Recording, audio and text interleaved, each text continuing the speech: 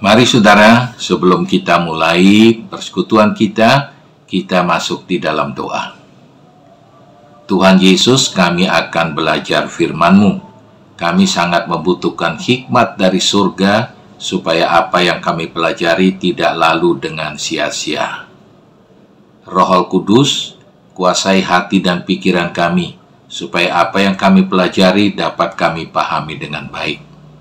Bapa, saat kami belajar firman-Mu, lindungi kami dari segala yang jahat dan dari hal-hal yang akan menyesatkan kami. Di dalam nama Tuhan Yesus kami berdoa. Amin. Saudara sekalian, sore ini saya membuat tema harapan yang benar.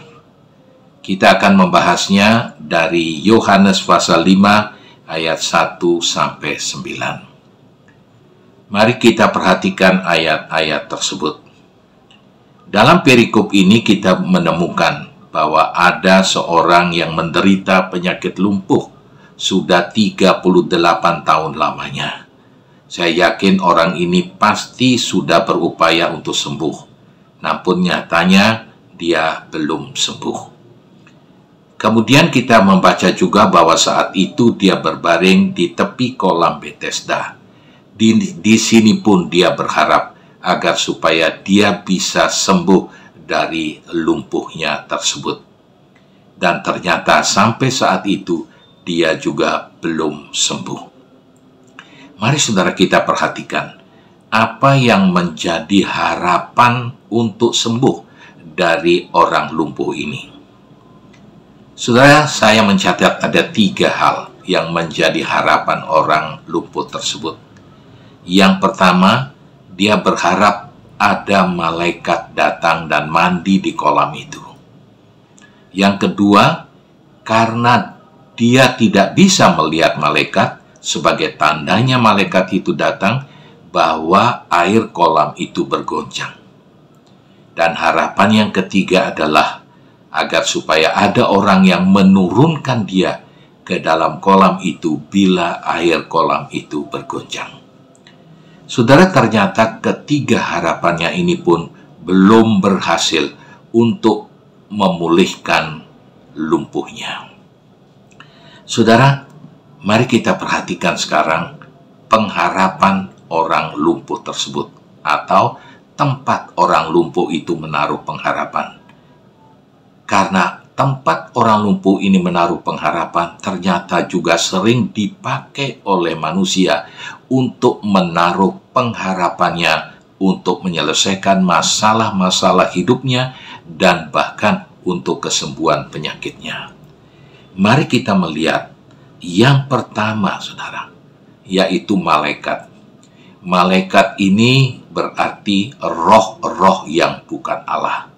Kerap kali manusia juga menaruh pengharapannya kepada roh-roh yang bukan Allah. Roh-roh yang bukan Allah ini wujudnya adalah para dukun dan orang pintar yang dianggap punya akses kepada roh-roh yang bukan Allah ini, sehingga dapat menolong orang yang menaruh pengharapan kepadanya untuk sembuh. Juga tempat-tempat keramat. Tempat-tempat keramat ini dianggap di sana tempatnya roh-roh yang bukan Allah ini tinggal dan dapat dimintai tolong untuk kesembuhan penyakitnya atau mengatasi masalahnya. Dan yang berikutnya juga yang masih merupakan roh-roh yang bukan Allah ini adalah berupa mantra-mantra yang diucapkan. Karena mereka menganggap mantra-mantra ini bisa menolong mereka untuk mengatasi masalah hidup mereka. Yang kedua, saudara, air kolam. Air kolam ini mewakili benda mati. Saudara, kerap kali juga manusia berharap untuk dapat mengatasi permasalahan hidupnya atau kesembuhan penyakitnya melalui benda mati, seperti makanan, minuman, obat-obatan, macam-macam vitamin, bahkan jimat dan patung. Mereka menganggap bahwa hal-hal ini akan dapat menolong mereka untuk mengatasi masalah hidup, bahkan untuk kesembuhan dari sakit penyakit mereka. Yang ketiga, yaitu orang atau manusia, tempat manusia ini berharap. Sehingga dengan demikian, mereka sangat mengandalkan manusia, dan bahkan mereka juga mengandalkan diri mereka sendiri, karena mereka menganggap bahwa yang dapat menolong mereka itu adalah manusia yang diandalkan oleh mereka ini. Nah, namun demikian saudara, kita perhatikan harapan-harapan seperti ini adalah harapan-harapan yang salah. Kenapa saya katakan demikian? Karena harapan-harapan ini kerap kali membuat orang-orang yang berharap kepada mereka akan mulai meninggalkan harapannya kepada Tuhan. Itulah sebabnya maka Tuhan melarang umatnya untuk menaruh pengharapan kepada 3 hal tersebut. Saudara, mari kita melihat mengapa Tuhan melarang manusia untuk menaruh harapannya pada roh-roh yang bukan Allah itu. Saya membacakan yang dikatakan oleh firman Tuhan Galatia pasal 4 ayat 8-9. Dahulu ketika kamu tidak mengenal Allah, kamu memperhambakan diri kepada Allah-Allah yang pada hakikatnya bukan Allah. Tetapi sekarang, sesudah kamu mengenal Allah, atau lebih baik sesudah kamu dikenal Allah, bagaimanakah kamu berbalik pada roh-roh dunia yang lemah dan miskin, dan mau mulai memperhambakan diri lagi kepadanya? Ayat ini mengatakan kepada kita bahwa roh-roh dunia itu lemah dan miskin. Bagaimana mungkin kalau kita menaruh pengharapan kepada roh yang lemah dan miskin ini, kita akan menjadi tambah lemah dan tambah miskin.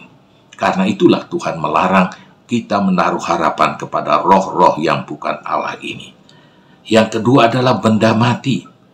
Benda mati itu mewakili di dalamnya adalah makanan, minuman, obat-obatan, dan macam-macam vitamin. Sebenarnya ini tidak ada masalah. Namun yang bermasalah adalah bahwa kita akan mengandalkan benda-benda ini untuk menolong kita mengatasi masalah kita atau mengatasi sakit penyakit kita. Nah, apa yang dikatakan oleh firman Tuhan?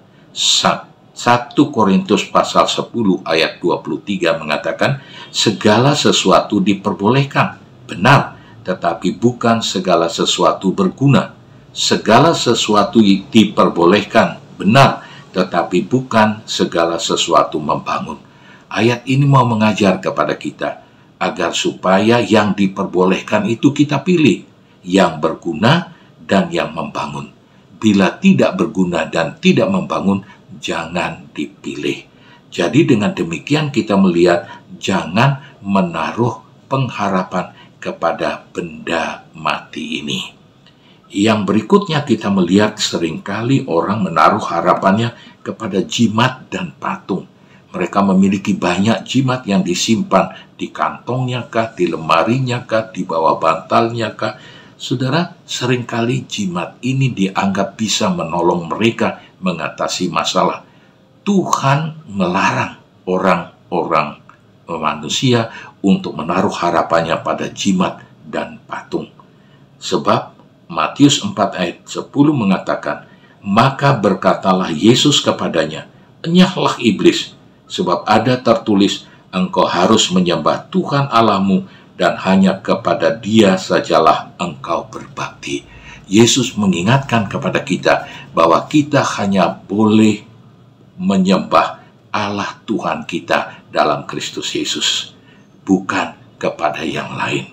Karena itulah maka Tuhan melarang kita untuk menaruh harapan kita kepada benda mati ini.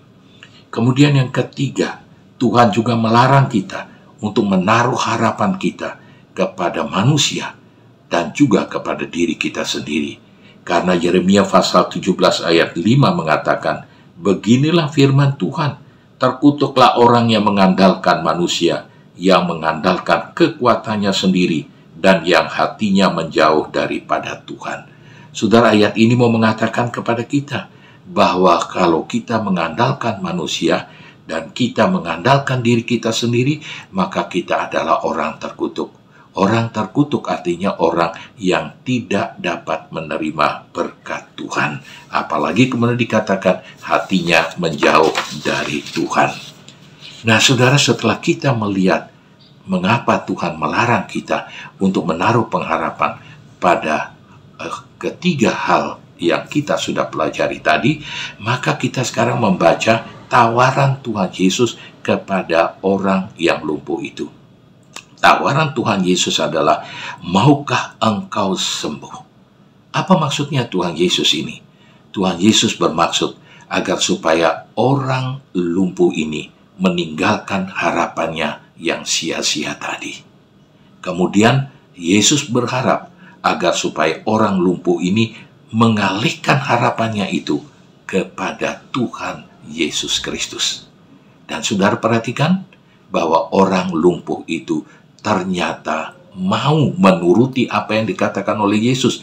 Dia mengarahkan harapannya kepada Yesus, dan dia percaya penuh kepada Yesus, dan dia menerima kesembuhan seperti yang tertulis dalam Yohanes 5 ayat 8 dan 9. Kata Yesus kepadanya, bangunlah, angkatlah tilammu dan berjalanlah.